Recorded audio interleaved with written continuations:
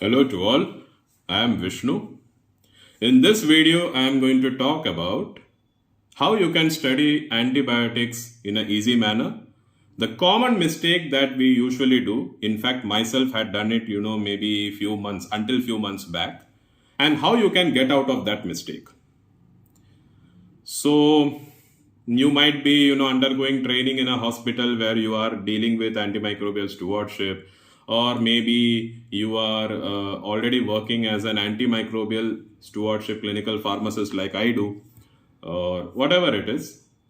But what I see is that many people, when they try to study about antibiotics, the most important mistake that people do is they directly refer pharmacology books, they directly refer therapeutics, they directly refer antibiotic associated books. Now, the problem is that, first of all, you need to understand what an antibiotic is. An antibiotic is a molecule which is effective against bacteria, and it works in two simple mechanisms. First mechanism, it either inhibits the growth of the organism, which is known as bacteriostatic effect, or it directly kills the organism, which is known as bactericidal effect. So that means antibiotic is working against the organism. So unless and until you don't know about the organism, how will you be able to study the properties of an antibiotic, or how will you understand which antibiotic is good for which condition? Let me give you an example. There is a organism known as Burkholderia cepacia. It is a gram-negative organism. Okay. Now, if vancomycin is used in that condition, is it rational? No, because Burkholderia is a gram-negative organism and vancomycin is used against gram-positive organisms. So, how will there be a rationality in that?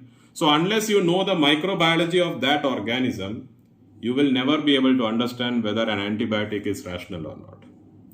So, in the case of Burkholderia, we can give ceftazidime.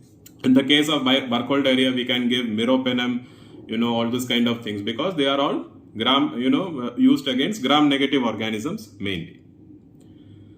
So, instead of, if you are a person who is interested in antimicrobial stewardship, I will definitely suggest you to start with microbiology first. Now, see, there are a lot of books that are available for microbiology. My personal perspective will be that Lippincott's Microbiology Reviews is one of the best books that I have encountered. It gives an amazing, because I think Lippincott is doing a great work, because Lippincott's Pharmacology Reviews is also amazing. I have been suggesting that to people for literally a long time. And Lippincott's Microbiology Reviews is also equally competitive in terms of being interesting. So Lippincott's Microbiology Reviews, the PDF is available. You can download it and you can study it. So first learn the characteristics of organism. Gram-negative, gram-positive, aerobic, anaerobic, facultative organisms. So many types are there. So many species of organisms are there which cause, dangerous conditions in our body, right? Like you're simply going to the hospital and you're finding in the blood culture there is Acinetobacter baumannii. Now you don't know anything about Acinetobacter baumannii. Then how will you interpret the culture report? In the culture report, you will find that there are a lot of antibiotics resistant pattern or sensitivity is mentioned. How will you understand why it is being mentioned like that? So for that, you need to understand that Acinetobacter is a gram-negative organism, and most of the antibiotics, or all the antibiotics that have been mentioned in that culture report are effective against gram-negative organisms. Like that, we have E. coli, gram-negative. We have Klebsiella pneumoniae, gram-negative. These are all very common organisms that we encounter in the hospital settings. So now let's come to the point and let's learn how to study antibiotics easily. So the first step I have already explained. Please target microbiology first. Once you realize that, okay, your base is good. So let me give you an example of a chapter. For example, aminoglycosides. Okay. So first what you need to do, you go to the mechanism, and please make sure you make your own notes. No matter how interesting somebody's note is, no matter how interesting the book is, unless you make your own summarizations, you will never remember it. Please make sure of that. And please make sure whenever you make your own notes, make it attractive. You write in points, write in flowcharts. Don't simply write in boring paragraphs and make the other person also mad who is reading it. So make sure that write in bullets or whatever Roman letter or whatever you want to mention, and write in flowchart. So flowcharts can be either horizontal or it can be vertical. That's your wish. So let me give you an example. Aminoglycosides enter into the body, bind to 30S subunit of the bacteria, because bacterial ribosome, you know very well, the upper subunit is 30S and the lower subunit is 50S. So aminoglycosides bind to 30S subunit, and when they bind to 30S subunit, they cause inhibition of protein synthesis, which causes the death of the organism. Simple. So that is called bactericidal effect. Then you can come to the kinetics. Kinetics means how is it absorbed? What is its absorption? So for example, aminoglycosides we usually do not give orally because they are cationic molecules. Some ion things theory is there, so that they undergo rapid degradation in the stomach. So that is why we usually give it parenterally, but there is an exception, neomycin. Neomycin we usually never give parenterally. Neomycin is the most nephrotoxic aminoglycoside. So usually neomycin is available as cream or as eye drops or something like that. You will find that neomycin in combination with polymyxin B, eye drops or creams and all are available.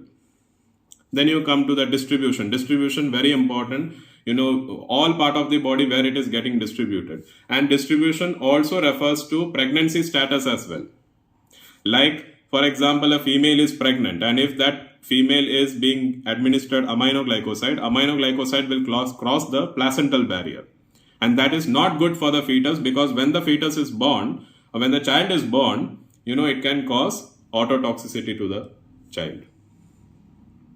So distribution means you have to see the pregnancy status also. Then obviously metabolism, elimination and all in simple words. In simple words you can learn. Then we come to adverse effects. Now adverse effects, please make sure don't simply write the reason. Don't simply write the term. Like for example, aminoglycosides, they usually cause nephrotoxicity, they cause ototoxicity. Don't simply write the term. Try to understand the reason behind it.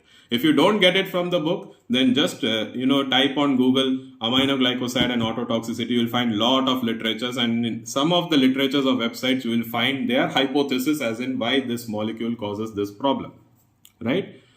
So we have the side effects of aminoglycosides mainly are 4. Number 1, it is ototoxicity. Number 2, it is nephrotoxicity. Number 3, it is neuromuscular blockade, and that is why this is very, very dangerous if you are using it along with neuromuscular blocking agents like succinylcholine, vecuronium, atracurium, cisatracurium.